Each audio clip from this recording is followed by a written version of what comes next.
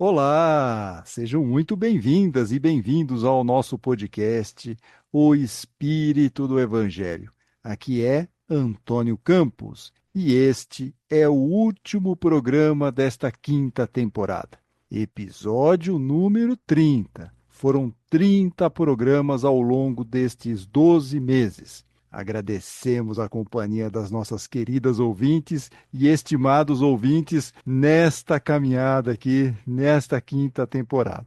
E vou aproveitar este derradeiro episódio da quinta temporada para fazer uma reflexão com vocês sobre a seguinte pergunta: o individualismo venceu?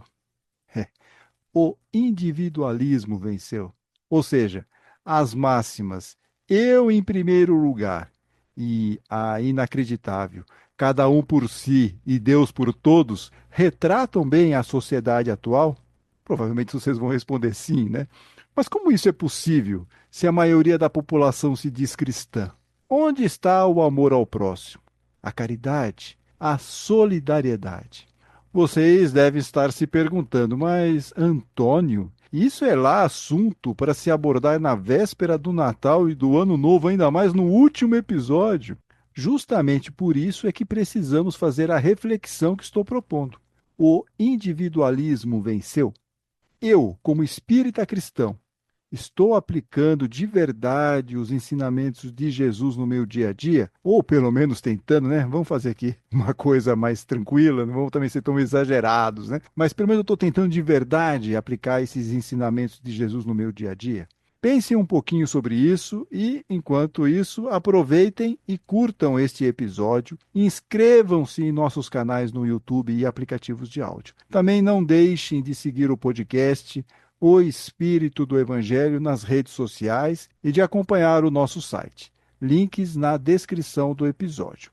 Ah, e também não deixem de ouvir o último episódio que bateu todos os recordes de acesso este ano. Foi uma loucura. E nós entrevistamos o Carlos Sete Bastos, um pesquisador espírita, uma entrevista muito interessante sobre a história do espiritismo. Tivemos ótimas revelações, principalmente em relação àquela polêmica estranha lá de que o livro A Gênese e o livro também o Céu e Inferno teriam sido adulterados após a morte de Kardec. O Carlos Sete Bastos desmente tudo isso. Então ficou curioso? Dá uma ouvidinha lá nesse nosso último episódio, tá bom? Então, pensaram na minha pergunta? Eu, como espírita cristão, estou aplicando de verdade os ensinamentos de Jesus no meu dia a dia? Ou, pelo menos, como nós já falamos, pelo menos nós estamos tentando fazer isso de verdade? Porque o que mais temos visto é uma pessoa que se diz cristã e espírita, mas quando esbarra em um cidadão ou cidadã pedindo esmola, logo pensa que eles querem o dinheiro para comprar drogas, ou que são preguiçosos, não querem trabalhar.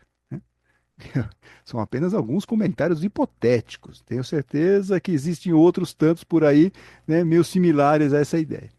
Fora aquelas pessoas que não veem um problema na violência policial contra os menos favorecidos, ou que reclamam dos auxílios do governo àquelas pessoas que estão aí necessitadas. Escola de graça, saúde de graça, Bolsa Família. Isso é um absurdo, né? A gente ouve muito isso. Outro exemplo da pessoa que se diz cristã e espírita. Quer estar em evidência nos locais onde frequenta, quer mostrar que manda, é impaciente com seu próximo, é ríspida no trato com o outro. E se você aponta esses problemas de comportamento, a tal pessoa, que se diz espírita e cristã, responde que não leva desaforo para casa, ou que é autêntica e sincera, que não veio ao mundo para ser passada para trás, que trabalha muito para sustentar vagabundo, entre outros comentários similares. E aí eu pergunto de novo, gente, eu vou fazer essa pergunta várias vezes aqui durante a nossa conversa. O individualismo venceu? Por que alguns de nós espíritas e cristãos ainda temos esses comportamentos tão distantes dos ensinamentos de Jesus e da doutrina espírita? Olha, eu sei que a maioria de quem está aqui nos ouvindo faz o esforço consciente para não seguir este caminho do individualismo. mas temos que ficar vigilantes o tempo todo, porque a sociedade, o mundo material em que vivemos, nos estimula o tempo todo ao individualismo.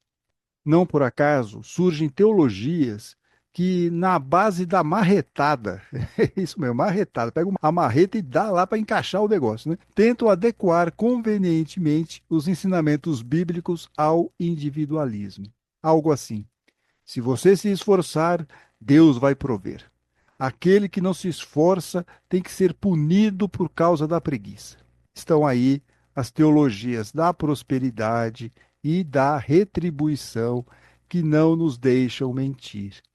E todas elas estimulam a ideia do individualismo e anulam o sentimento de solidariedade. Isso aqui é importante, gente. Todas elas, tanto essa teologia da prosperidade como a teologia da retribuição, elas estimulam a ideia do individualismo e anulam o sentimento de solidariedade. Isso é muito grave e perigoso. Vamos nos tornando aos poucos uma sociedade fria, pouco amorosa, altamente competitiva, sem fraternidade e, principalmente, hipócrita, né? Porque, afinal, como podemos dizer que somos cristãos com esse tipo de comportamento? Não dá, né? Então, nós precisamos aproveitar este final do ano para fazer um balanço das nossas atitudes e pensamentos. Será que estou tendo algum tipo de atitude negativa assim? Como posso melhorar? Esse é o comportamento que precisamos ter diariamente. É um comportamento que precisamos ter diariamente. É como cortar unhas, né? Temos que fazer isso o tempo todo, vigilância constante. Eu tenho quase certeza que muitos de vocês vão me dizer que é duro viver de forma cristã e espírita numa sociedade altamente competitiva e hostil como temos atualmente. Eu não discordo totalmente desta afirmação. Mas o mundo nunca foi uma florzinha de estufa, né? Toda protegidinha, assim, não teve aquele momento idílico, né? Vamos combinar, nunca teve isso. Sempre foi muito desafiador ter um comportamento cristão em qualquer período da história. O que não podemos é nos abater e perder a esperança, ou mesmo nos desviar do bom caminho ou até mesmo achar que esse mundo não tem solução e que estamos cercados por seres pouco fofinhos. É, para falar assim de um jeito meigo, né? Pouco fofinhos.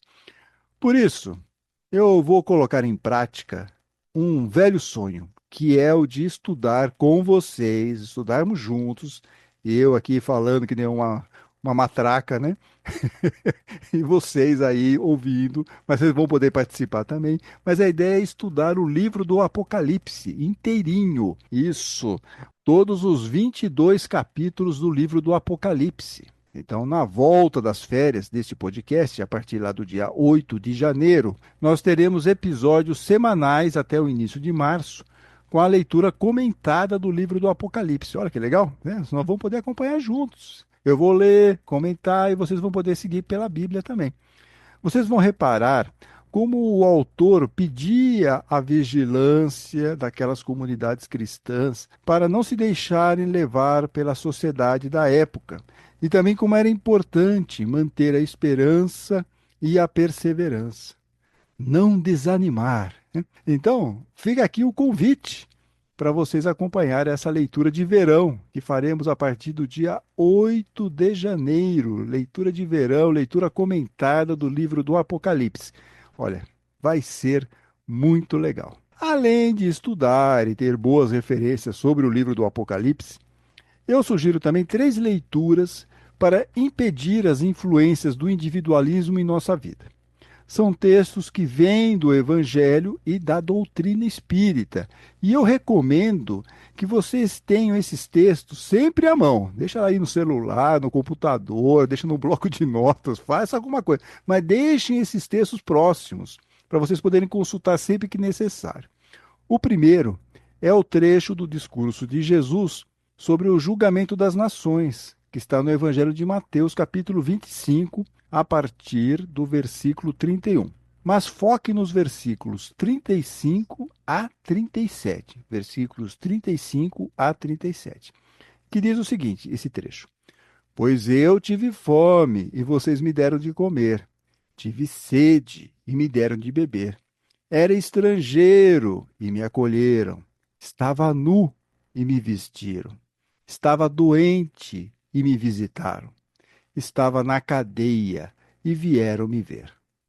Essa passagem é maravilhosa por mostrar a importância da caridade, da fraternidade, do amor ao próximo. É ajudar sem esperar algo em troca e sem fazer julgamentos. E isso sim é um comportamento cristão. É sermos mais o bom samaritano da parábola contada por Jesus, que está lá em Lucas, e menos o jovem rico, ou mesmo os tais fariseus, tão apegados ao mundo material, aos julgamentos. É esse tipo de comportamento que nós temos que evitar. E temos que ir para outro tipo de comportamento, como o samaritano, como vocês sabem, né? Ele vê a pessoa caída, ele não fica perguntando quem é você, será que ele é da mesma tribo, do mesmo time, do mesmo partido político, nada disso. Ele vai lá e ajuda. Aquela pessoa está caída lá, foi assaltada, espancada, vou ajudar. Não fica perguntando, né? É essa a ideia, sem julgamentos. O segundo texto, que eu sugiro como um bom antídoto contra recaídas de individualismo, está no livro Atos dos Apóstolos, no capítulo 4, versículos 32 e 35. Diz o texto sobre a primeira comunidade cristã surgida em Jerusalém logo após o desencarne de Jesus. Diz lá o texto: a multidão dos que acreditavam era um só coração e uma só alma. Ninguém dizia que eram seus os bens que possuía, mas tudo entre eles era posto em comum. Então se distribuía a cada um segundo a sua própria necessidade. Esse é o texto que está lá em Atos dos Apóstolos. E essa é a base do cristianismo: a solidariedade, a fraternidade e a caridade. E também, e aqui é o caso, saber viver em comunidade. Saber viver em comunidade. Ninguém é uma ilha. A frase é um clichê, uma frase pronta, vive sendo mencionada, mas ela é verdadeira. Ninguém é uma ilha. E estes foram os pilares da expansão do cristianismo: solidariedade, fraternidade, caridade e saber viver em comunidade.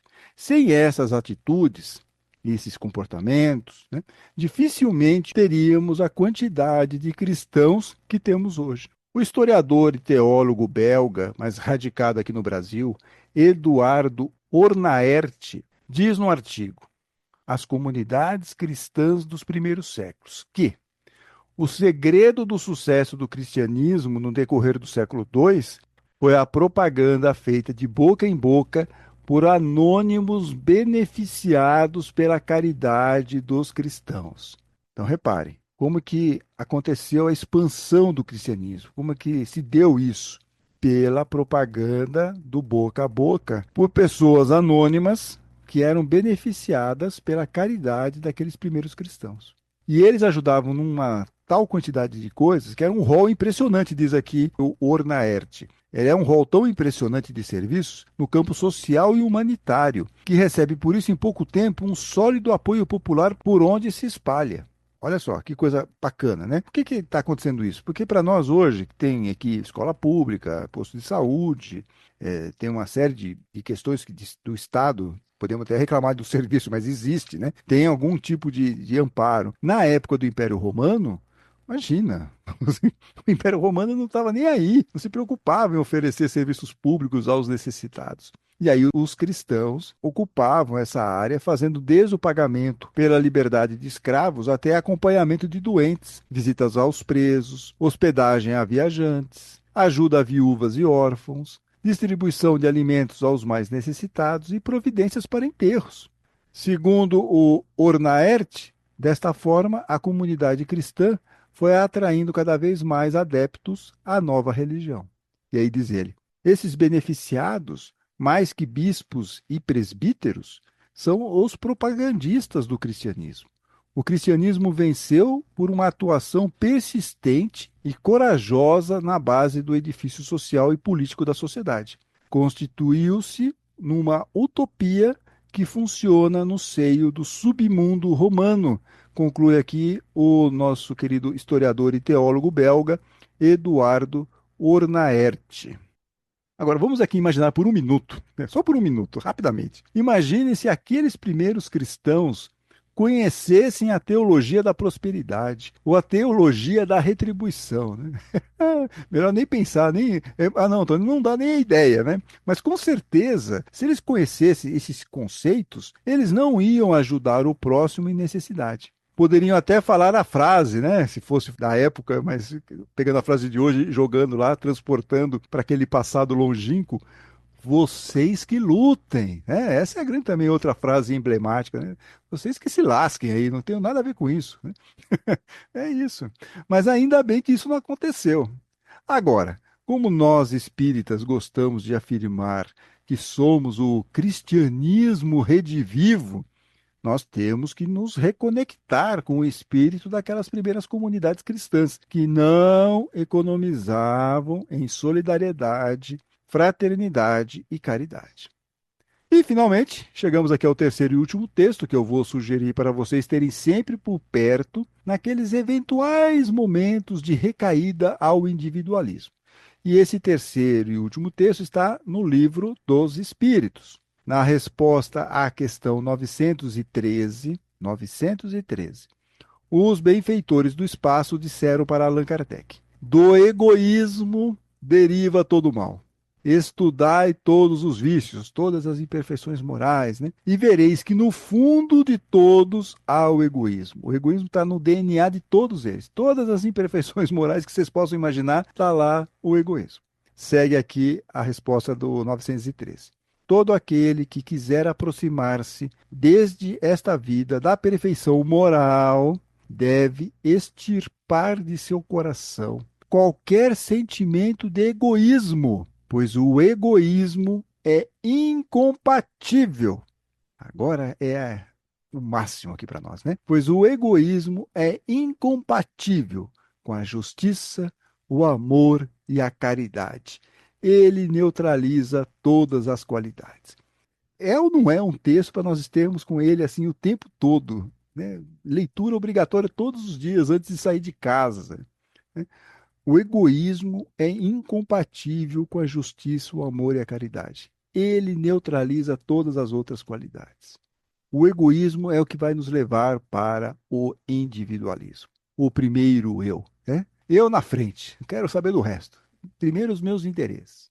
O espírito Fenelon deixa claro na resposta à questão 917 que não é fácil se livrar do egoísmo, porque é uma imperfeição humana que se origina da influência da matéria sobre o homem, como já, inclusive, já falamos no começo do programa. Essa sociedade nos incentiva muito ao individualismo, muito ao primeiro eu, muito a resolver suas próprias questões, não se preocupando com o próximo. A sociedade exige isso de nós, né? E a gente tem que ter consciência de que isso realmente acontece. No entanto, Allan Kardec faz um comentário na sequência em que nos apresenta a caridade como um poderoso antídoto a essa questão aqui do egoísmo, do orgulho, né? Diz ele: o egoísmo é a fonte de todos os vícios, como nós vimos na questão 913. Então, o egoísmo é a fonte de todos os vícios, como a caridade é a fonte de todas as virtudes. Destruir um, desenvolvendo o outro, esse deve ser o objetivo de todos os esforços do homem, se ele quiser assegurar sua felicidade, tanto nesse mundo quanto no futuro. Então nós temos que destruir o egoísmo e desenvolver o quê? A caridade. E esse deve ser o objetivo de todos os nossos esforços. Esse é o nosso esforço que nós temos que fazer para assegurar o quê? A nossa felicidade, tanto nesse mundo onde nós estamos encarnados, quanto no futuro. Vida futura, vida espiritual, novas encarnações, evolução espiritual, certo? Então a gente tem que pensar nisso. Boas atitudes, né? Isso faz toda a diferença. Só que para isso eu tenho que desenvolver a caridade. E escantear aqui o egoísmo de todas as formas. Então, a partir da caridade, aprendemos a exercitar a humildade, o desapego, que são sentimentos incompatíveis com o egoísmo, assim como o orgulho e o individualismo. Então, tudo isso neutraliza humildade, desapego, solidariedade, caridade, tudo isso vai acabar, de alguma maneira, colocando uma trava na influenciação negativa que tem aí o egoísmo, o orgulho e tudo isso levando ao individualismo, né? Então, com a ideia da caridade, você controla, você consegue eliminar muitas vezes aquelas tendências mais egóicas. Portanto, guardem com carinho esses três textos que nós mencionamos acima, né? Ó, o julgamento das nações, que está lá em Mateus, a da primeira comunidade cristã, que está em Atos dos Apóstolos, e essa ideia aqui do combate ao egoísmo, que está em O Livro dos Espíritos. Para facilitar a vida de vocês, eu vou pegar e colocar na descrição do episódio os links para cada um desses trechos, tá bom? Combinado? Por fim, mas não menos importante, o apóstolo Paulo tem uma frase famosa que sintetiza bem o esforço que é buscar essa transformação moral, porque é disso que se trata, perfeito? Nós temos que buscar essa transformação moral. Na carta aos Romanos, lá no capítulo 7, versículo 19, ele diz: Não faço o bem que eu quero, mas pratico o mal que eu não quero. Essa frase é famosa, né? Não faço o bem que eu quero, mas pratico o mal que eu não quero.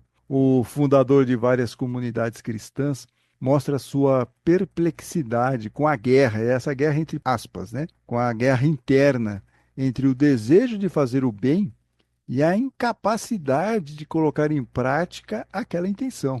E essa é a angústia de muitos espíritas que buscam a reforma íntima. Existe o desejo sincero de eliminar certos hábitos negativos, como a raiva, a inveja, o destempero verbal, a inclinação para o individualismo, tá? Mas na hora de colocar freios naquelas más inclinações, temos uma tendência em falhar. Por que isso acontece? Por que que eu não faço o bem que eu quero? E por que que as minhas principais resoluções de ano novo em ser uma pessoa melhor naufragam nos primeiros meses do calendário? Essa é uma pergunta muito boa, né? Por que que minhas principais resoluções de ano novo em ser uma pessoa melhor naufragam nos primeiros meses do calendário? A resposta pode estar no apego aos velhos hábitos. Estamos confortáveis com aquelas imperfeições, mesmo sabendo que precisamos dar um fim nelas. E por que que isso acontece? Porque na raiz do apego e de todas as imperfeições morais está, como nós já vimos, o egoísmo. E para combater esse sentimento negativo, já sabemos que o remédio é ser caridoso, misericordioso, ser uma pessoa fraterna, ser uma pessoa solidária e ter muito amor ao próximo. Que possamos nos lembrar sempre disso em 2025. Vou desejar para vocês um excelente Natal, um ótimo Ano Novo, um ótimo 2025 para todas as nossas queridas ouvintes e estimados ouvintes. E fica aqui o convite, né? Até o dia 8 de janeiro, quando voltamos com a leitura comentada do livro do Apocalipse. Não percam, vai ser muito legal. Fiquem bem, fiquem com Deus.